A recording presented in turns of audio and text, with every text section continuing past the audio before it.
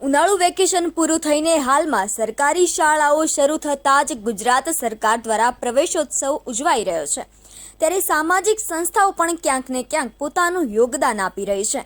તેવામાં મુંબઈના વતની ઉમેશભાઈ શાહ કે જેઓ શ્રીમતી ઇન્દુમતી વસંતલાલ શાહ ચેરિટેબલ ટ્રસ્ટ ચલાવે છે, તેઓ દ્વારા છેલ્લા ઘણા વર્ષોથી ચોટીલા તાલુકાની સરકારી શાળાઓમાં ગણવેશ અને શૈક્ષણિક કીટનું વિતરણ કરવામાં આવી રહ્યું છે। તેઓ હાલ શાળાઓ ખુલતાની સાથે જ ચોટીલા તાલુકાની દુધેલી, ચાણપા, જાનીવડલા, પાંચવડા, દેવસર જેવી 9 જેટલી શાળાઓમાં શૈક્ષણિક કીટનું વિતરણ કરવામાં આવ્યું। ચોટીલા તાલુકાના વિદ્યાર્થીઓને શૈક્ષણિક કીટ વિતરણ કાર્યક્રમમાં બીઆરસી અધિકારી પ્રકાશભાઈ પરમાર તથા ડોક્ટર દીપેન્દ્રભાઈ ધાદલ ઉપસ્થિત રહ્યા હતા। મુંબઈના વતની ઉમેશભાઈ શાહને આવું સેવાનું કાર્ય કરવાની પ્રેરણા કાંધાસરના શિક્ષક દિલીપભાઈ રવૈયા દ્વારા આપવામાં આવી હતી। જગદીશસિંહ ઝાલા સાથે bureau report, today Gujarati news.